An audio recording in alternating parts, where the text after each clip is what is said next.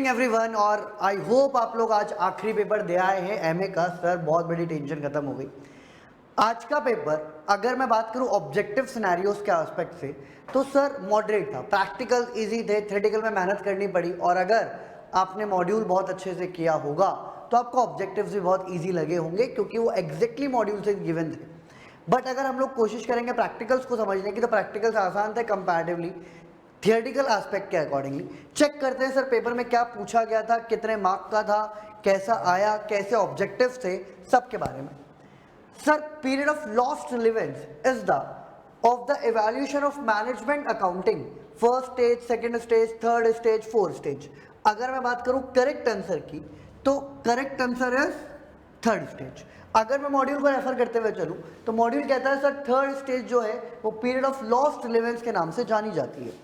Sir second अगर हम लोग बात करें process of cost allocation under activity based costing. Sir cost allocation ये थोड़ा सा आसान था, पहले एक्टिविटीज आइडेंटिफाई करते हैं, फिर कॉस्ट ऑफ एक्टिविटीज, फिर कॉस्ट ऑफ ड्राइवर्स, फिर cost allocated to cost objects. तो option number C is more correct. Sir third again sir ये तो हमारी स्ट्रेंथ है सर, इसको कैसे गलत कर सकते हैं। Exar Limited, a manufacturing company, has a break-even point when sales are ₹20 lakh and fixed cost is ₹8 lakh. If the selling price is ₹5, the PV ratio will be. Sir हम लोगों को PV रेशियो बताना था but हमें ना क्या given था, break even point given था। सर BEP का फॉर्मूला, सर BEP का formula fix cost upon PV ratio. Sir BEP given था कितने रुपए का बच्चों, सर 20 लाख रुपए का BEP गिवन था। सर फिक्स कॉस्ट गिवन थी 8 लाख रुपए की। पीवी रेशियो अगर आप कैलकुलेट करेंगे 8 lakh divided by 20 lakh multiply by 100 तो आंसर आएगा बच्चों 40%। तो correct answer is option number B. Sir fourth the difference in total cost that result from two alternative course of action is called. बच्चों यहां पर जो इकोनॉमिक्स के ज्ञाता थे उन सब ने मार्जिनल कॉस्ट आंसर में डाल दिया होगा, but correct answer is differential cost के नाम से जाना जाता है इन मैनेजमेंट अकाउंटिंग। सब point number question number 5, a new product is expected to generate the following profit और लॉस। सब प्रॉफिट है 1 लाख रुपए का, प्रोबेबिलिटी है 0.1 that means sir 10,000। Sir medium है 50,000 इंटू 0.5 तो sir 25,000। Sir low probability loss होगा 20,000 इंटू 0.4 सर 8,000। अगर नेट ऑफ किया जाए 25 प्लस 10 35, 35 माइनस 8 कितना आएगा बच्चों, सर 27,000 का प्रॉफिट। तो correct answer is option number C. Sir next division A transfer its output to division B at a variable cost. Once a year, it charges a fixed fees to B, representing an allowance for A's fixed cost. The type of transfer pricing system is commonly known as. ये बच्चों theoretical aspect था और again यहाँ ना correct answer is two-part tariff transfer pricing. Dual pricing नहीं बोलते, opportunity based transfer pricing नहीं बोलते, negotiated नहीं बोलते, इसको क्या बोला जाता है, two-part tariff transfer pricing. Again sir theory और फिर अचानक से दर्शन होते हैं हम लोगों को practicals के। ABC Limited uses a standard costing system, बहुत बढ़िया। The following information pertains direct labor for the product X for the month of March 2025. Standard rate per hour given है सर 8 रुपए, actual rate per hour given है sir 8.40, standard hours allowed for actual production is 2000 hours. Labor efficiency variance, sir क्या formula होता है labour efficiency variance का, sir standard hours minus actual hours multiply by standard rate. Sir standard hours की बात करें वो given थे कितने थे बच्चों, सर 2000। एक्चुअल आवर्स ही हमसे पूछे थे, स्टैंडर्ड रेट गिवन थी बच्चों 8, लेबर एफिशिएंसी वेरिएंस गिवन था सर 1600 रुपए एडवर्स, 1600 रुपए एडवर्स। बच्चों अगर चेक करें 2000 अगर x की वैल्यू को कैलकुलेट करेंगे तो सर x आएगा हम लोगों का 2200, तो 2000 में से गए 2200, 200 इंटू 8 1600 एडवर्स का एफिशिएंसी वेरिएंस। तो correct answer is option number A. आगे sir again theory the term budget slack. Sir ये बजट स्लैक क्या होता है, बजट स्लैक थ्योरेटिकल एस्पेक्ट था। बजट स्लैक बोलते हैं बच्चों हम लोग जब deliberately over estimation of cost दिखाया जाता है and under estimation of revenue दिखाया जाता है इन अ बजट, उसको हम लोग बोलते हैं budget slack. Which of the following characteristic is not associated with traditional responsibility accounting? Assumed optimism of the part will optimize at the whole, assume independence part of the part, place emphasis in the performance of an individual, attempts to control the process।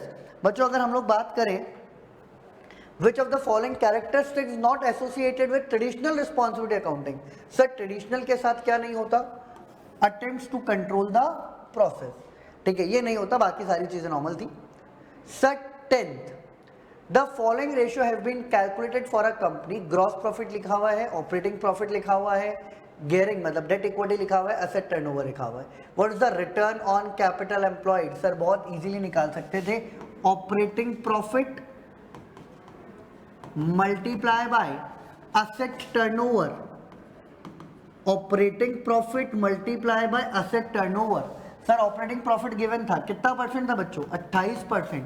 Asset turnover था बच्चों, कितना percent? 65%। Sir 28 multiply by 65%, यह आएगा हमारा correct answer 18.20। Sir next again practical था और conceptual based question है। XYZ limited makes a special gadget for the car it manufactures, the machine for the gadget works to full capacity and incur ₹15 lakh and ₹14 lakh respectively as a variable and fixed cost। Sir 15 lakh रुपए तो है हम लोगों के variable cost के और fix cost है sir हम लोगों की 40 लाख रुपए। If all the gadgets were purchased from an outside supplier, the machine could be used to produce other items which would earn a total contribution of ₹25 lakh। अगर किसी और से खरीदते मशीन फ्री हो जाती और कितने रुपए कमा लेते? 25 lakh. What is the maximum price that XYZ Limited should be willing to pay to the outside suppliers for the gadget assuming there is a no change in fixed cost? बच्चों अगर देखा जाए तो 15 लाख रुपए तो वेरिएबल कॉस्ट और 25 लाख रुपए का कंट्रीब्यूशन लॉस, 25 और 15 तो maximum is 40 lakh rupees. Sir 12th, a factory is making a certain product where learning curve ratio of 80% and 90% respectively for two equally paid workers A and B, which of the following statement hold goods for the factory? अगर हम लोग बात करें बच्चों यहाँ पर 12th के accordingly, the labor cost of manufacturing the fourth product will be more for A, the labor cost of manufacturing the fourth product will be more for B, the labor cost is the same for the fourth product, nothing can be said about the specific product since learning ratio applies to the average quantity of the product। Sir learning curve की बातचीत चल रही थी, learning curve के accordingly अगर हम लोग देखें 12th में तो the labour cost of manufacturing the fourth product will be more for B, this is the correct answer. Sir again 13th, which of the following would be considered an operating asset in return on investment computation? Land being held for plant expansion। Sir क्या पूछा था? would be considered, तो treasury stock, account receivable, common stock, तो correct answer है account receivable. 14th, अच्छा question था, थोड़ा सा कैलकुलेशन वाइज क्वेश्चन था। In a control report of department X is mention as indirect material are ₹1000, indirect labour is ₹900, overtime charges, depreciation, allocated factory overhead. बच्चों directly allocated factory overhead given है, कितने रुपए के? 300 के। Allocated overheads of repair shop 1200। अगर आप total लगाएंगे तो correct answer is 8000। Again the value of coefficient of optimism is needed while using the criterion of रियलाइज्म, maximise, minimise, maximum, equally likely. बच्चों हम लोगों ने पढ़ा था कि 4 तरह के मैक्सिमम होता है, मिनीमैक्स होता है, सर हार्विक्स होता है और लैप्लेस होता है। सर ये जो पॉइंट्स था वो हार्विक्स क्रिएशन का पार्ट था और उसी का दूसरा नाम है रियलाइज्म। तो दिस इज रियलाइज्म प्रोडक्ट जिसका सही आंसर होता। ये थे हम लोगों के ऑब्जेक्टिव क्वेश्चन। सब्जेक्टिव पेपर शायद आपको थोड़ा सा इजी लगा होगा, ऑब्जेक्टिव में थ्योरेटिकल थोड़े से ज़्यादा होने की वजह से डाउट क्रिएट हो जाता है, अगर सर यही प्रैक्टिकल्स होते तो हमारा पेपर बहुत बढ़िया हो सकता था। बट अगेन गॉड नोज क्या पेपर में आने वाला है, हम लोगों को तो 100% तैयार होकर जाना होता है। आई होप आप लोगों के पेपर्स खत्म हो गए हैं, अब हम लोग थोड़ा सा रिलैक्स कर सकते हैं। जिन लोगों के पेपर्स अच्छे नहीं हुए हैं चिंता नहीं करें, हम लोग वापस से अटेम्प्ट करेंगे, बहुत अच्छे से पेपर देंगे और ये पेपर्स के रिगार्डिंग पूरे मेहनत से पेपर की होगी। और जो लोग भी आगे पेपर देने वाले हैं वो सारे ऑब्जेक्टिव्स को, सारे पेपर्स को बड़े ध्यान से कीजिएगा आगे। चलिए, thank you, thanks for the joining today guys, bye bye.